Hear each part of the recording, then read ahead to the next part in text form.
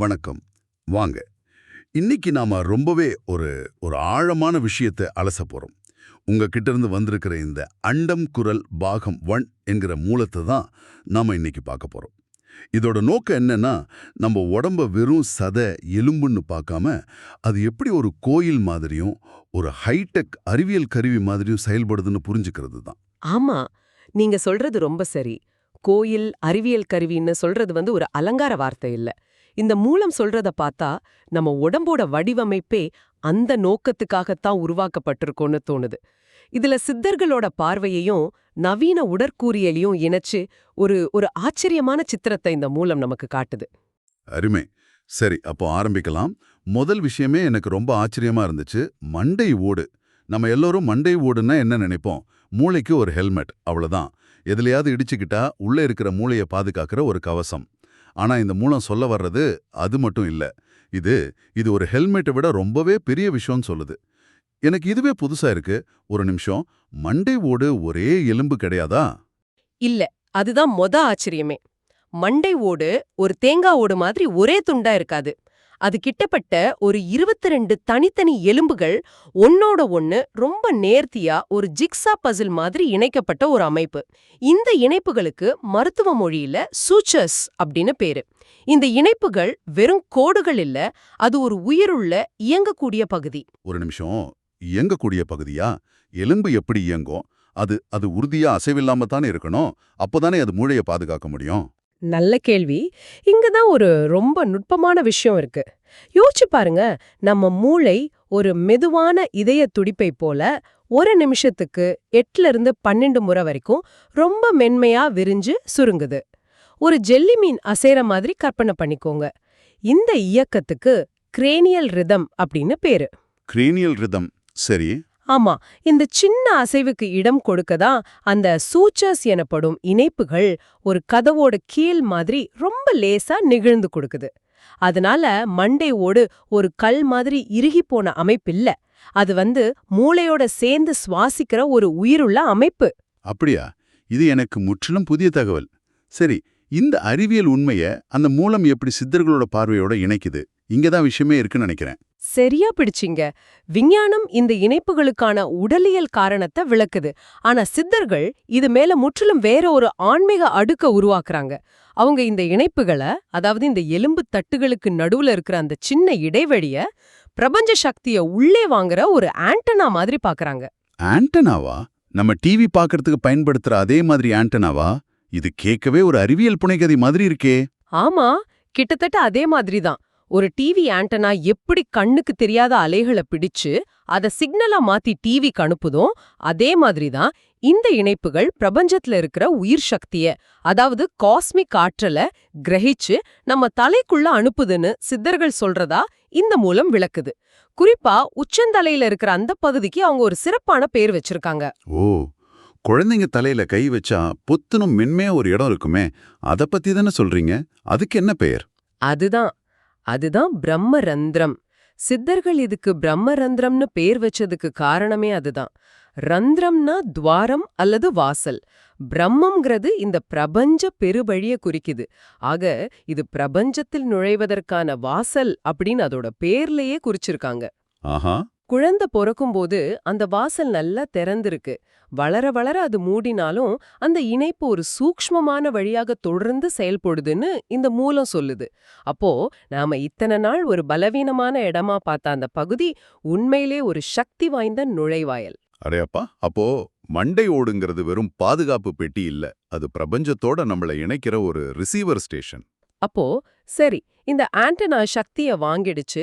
ஆனா அது தலையிலே நின்னுக்கா என்ன பிரயோஜனம்? அந்த சக்திய உடல் முழுவதுக்கும் கொண்டு செல்ல ஒரு வழி வேணுமே. அங்கதான் தண்டுவடத்தோட பங்கு வருதா? மிக்கச்சரியா. அந்த சக்தி உடலுக்குள்ள பயணிக்கணும். அதுக்கான பிரதான பாதை, அதாவது ஒரு ஹைவே தான் தண்டுவடம். இப்ப நம்ம அந்த ரிசீவரோட அடுத்த முக்கியமான பாகத்தை பார்க்க போறோம். மருத்துவ ரீதியா பார்த்தா தண்டுவடம்ங்கிறது மூளையிலிருந்து வர கட்டளைகளை உடம்போட எல்லா பாகங்களுக்கும் கொண்டு போற நரம்புகளோட ஒரு தொகுப்பு. ஒரு கம்ப்யூட்டரோட சிபியூல இருந்து மத்த பாகங்களுக்கு போற கேபிள்ஸ் மாதிரி. இதுதானே அதோட வேலை. ஆமா, அந்த கேபிள் தொகுப்புக்குள்ள மூளை தண்டுவட திரவம், அதாவது செரிப்ரோஸ்பைனல் ஃப்ளூயிட் அப்படின்னு ஒரு முக்கியமான திரவம் ஓடிக்கிட்டே இருக்கு. இது மூளைக்கும் தண்டுவடத்துக்கும் ஊட்டச்சத்து கொடுக்கறதோட அதிர்ச்சிகள்ல இருந்து ஒரு ஷாக் அப்சார்பர் மாதிரியும் பாதுகாக்குது. இது அறிவியல் நமக்கு சொல்ற விளக்கம். இப்போ சித்தர்களோட பார்வையை இந்த மூலம் எப்படி விளக்குதுன்னு பாப்போம். அவங்க இந்த தண்டுவடத்தை வெறும் நரம்பு தொகுப்பா பார்க்கல, அத மேரு தண்டம் அப்படின்னு அழைக்கிறாங்க. மேருதண்டம்? ஆமா, மேருங்கிறது புராணங்கள்ல வர்ற பிரபஞ்சத்தின் அச்சாணி மலை. நம்ம உடம்போட அச்சாணி இந்த தண்டுவடம் தான். ஒரு நிமிஷம், இங்க எனக்கு ஒரு சந்தேகம் வருது. அறிவியல் பார்வையில தண்டுவடத்துல ஓடுறது வெறும் திரவம், அதுல ஊட்டச்சத்துக்கள் புரதங்கள்லாம் இருக்கு. ஆனா அதுல சக்தி ஓடுதுன்னு சொல்றதுக்கு இந்த மூலம் என்ன ஆதாரத்தை கொடுக்குது? இது ஒரு உருவகம் மட்டும்தானா, இல்ல உண்மையிலே அளவிடக்கூடிய ஒரு ஆற்றலை பத்தி பேசுதா? மிக முக்கியமான கேள்வி. இந்த மூலம் சொல்றது பிரகாரம் இது வெறும் உருவகம் இல்ல. அந்த CSF திரவம் என்பது அந்த ஆற்றல் பயணிக்கிற ஒரு ஊடகம், அதாவது மீடியம். ஒரு தாமிர கம்பிக்குள்ள மின்சாரம் பாயுது இல்லையா, அந்த மின்சாரத்தை நம்ம கண்ணால பார்க்க முடியாது, ஆனா அதோட விளைவு பல்ப் எரியறத பார்க்க முடியும். ஆமா, முடியும். அது மாதிரி பிரம்மரந்திரம் வழியா உள்ள வர்ற பிரபஞ்ச சக்தி இந்த மேருதண்டம் என்கிற கம்பி வழியா CSF என்கிற ஊடகத்தின் மூலமா கீழ் நோக்கி பாயுது. இந்த சக்திக்கு அவங்க குண்டலினி உட்பட பல பெயர்களை சொல்றாங்க. அது உடலோட ஆதாரமான மூலாதார சக்கரத்தை சென்றடையுது. ஓ, அப்ப புரியுது. யோகா தியானம் பண்ணும்போதெல்லாம் தண்டுவடத்தை நேரா நிமிர்த்தி உட்காருங்க அப்படின்னு திரும்ப திரும்ப சொல்றாங்களே, அதுக்கு பின்னாடி இருக்கிற தொழில்நுட்ப காரணம் இதுதானா? நாம ஏதோ உடம்புக்கு நல்லது, முதுகுவலி வராதுன்னு சாதாரணமா நினைக்கிற ஒரு அறிவுரைக்கு இவ்ளோ ஆழமான ஒரு விளக்கம் இருக்கா? நிச்சயமா. அந்த ஆற்றல் எந்த தடையும் இல்லாம சரளமா பாய்வதற்காகத்தான் அந்த அறிவுரை. தண்டுவடம் வளைஞ்சிருந்தா, ஒரு குழாய் வளைஞ்சா தண்ணி சரியா போகாது இல்லையா, அந்த மாதிரி ஆற்றல் ஓட்டத்துல தடை ஏற்படும்னு அவங்க நம்புறாங்க. அதனாலதான் நிமிர்ந்து உட்கார்வதுங்கிறது வெறும் உடல் ஆரோக்கியம் சம்பந்தப்பட்டது மட்டுமல்ல, அது ஒரு எனர்ஜெட்டிக்கல் அலைன்மெண்ட், அதாவது ஆற்றலை சீரமைக்கும் ஒரு செயல். ஒரு கட்டிடத்துல மின்சாரம் பாயறதுக்கு நேரா மெயின் ஒயர் போடுற மாதிரி. ஆமா, நம்ம உடம்போட மெயின் வயர் இந்த தண்டுவடம் தான். இப்ப முழு சித்திரமும் எனக்கு தெளிவாகுது.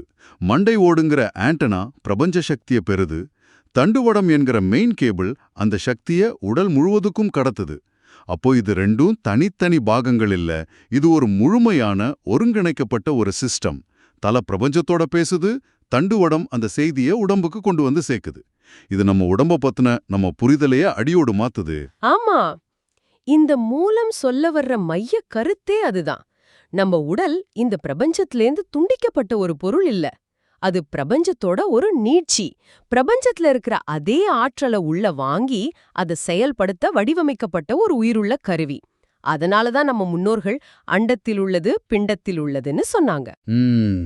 நம்ம மண்டை ஓட்டோட வடிவமைப்பு, தண்டுவடத்தோட அமைப்பு இதெல்லாம் தற்செயலானது இல்ல. அது ஒரு குறிப்பிட்ட நோக்கத்துக்காக, அதாவது இந்த ஆற்றலை பெற்று கடத்துவதற்காகவே மிக துல்லியமா வடிவமைக்கப்பட்டிருக்குன்னு இந்த மூலம் வாதிடுது. இன்றைய இந்த ஆய்விலிருந்து நாம எடுத்துக்க வேண்டிய முக்கியமான விஷயம் இதுதான் நினைக்கிறேன். அண்டம் குரல் என்கிற இந்த மூலம் நவீன அறிவியலையும் பழந்தமிழ் சித்தர்களோட ஞானத்தையும் ஒன்னா சேர்த்து நம்ம உடலை ஒரு புதிய கண்ணோட்டத்துல பார்க்க வைக்குது. மண்டையோட்டு இணைப்புகளை பத்தி மருத்துவமும் பேசுது, சித்தர்களும் பேசுறாங்க. ஆமா, தண்டுவடத்துல CSF திரவம் ஓடுறத அறிவியல் சொல்லுது, அதுல உயிர் சக்தி ஓடுதுன்னு சித்தர்கள் சொல்றாங்க. ரெண்டு பேருமே ஒரே அமைப்பை பத்தி தான் பேசுறாங்க, ஆனா வெவ்வேறு மொழிகள்ல, வெவ்வேறு கோணங்கள்ல இருந்து. மிகச்சரியா சொன்னீங்க. ஆக உடல் ஒரு கோயில், ஒரு அறிவியல் கூடம்னு சொல்றது ஒரு கவிதைக்காக சொல்லப்பட்ட ஓமை இல்ல. இல்ல, அதோட கட்டமைப்பே, அதாவது அதோட ஆர்கிடெக்சரே அந்த நோக்கத்துக்காக தான் இருக்குன்னு இந்த மூலம் நமக்கு உணர்த்துது. இது நம்மள இன்னும் ஆழமான ஒரு கேள்விக்கு இட்டு செல்லுது. இந்த ரிசீவர் சரியா வேலை செய்யலனா என்ன ஆகும்? ஆமா, யோசிக்க வேண்டிய விஷயம்தான். ஒருவேளை சில நோய்கள் இந்த ரிசீவர் சரியா டியூன் செய்யப்படாததால வர்ற பிரச்சனைகளா இருக்கலாம். இது வெறும் உடல்நல பிரச்சனைன்னு பார்க்காம ஒரு சிக்னல் பிரச்சனையாவும் பார்க்கலாமோ? அது ஒரு சுவாரஸ்யமான பார்வை. இந்த மூலம் அந்த திசையில தான் நம்ம சிந்தனையை தூண்டுது. சரி, இந்த ஆய்வை நம்ம நிறைவு செய்யற நேரத்துல நம்ம நேர்களுக்காக ஒரு சிந்தனையை விட்டு செல்லலாம். ஆமா, உங்களுக்கான இறுதி சிந்தனை இதுதான். இந்த மூலம் நம் உடம்ப ஒரு அருமையான ஹார்ட்வேர், அதாவது சக்தியை பெறக்கூடிய ஒரு கருவுன்னு விவரிக்குது. மண்டை ஓடு, தண்டுவடம் எல்லாம் அந்த ஹார்ட்வேரோட பாகங்கள். அப்போ ஒரு கேள்வி எழும்புது. இந்த ஹார்ட்வேரை இயக்குற சாஃப்ட்வேர் எது? அந்த ரிசீவர் வாங்கக்கூடிய சிக்னல் என்ன? மிக முக்கியமா அந்த சிக்னலை துல்லியமா எந்தவிதமான இரைச்சலும் இல்லாம பெற நாம நம்மளே எப்படி டியூன் செஞ்சுக்கிறது? இத பத்தி நீங்க ஆழமா சிந்திக்கலாம்.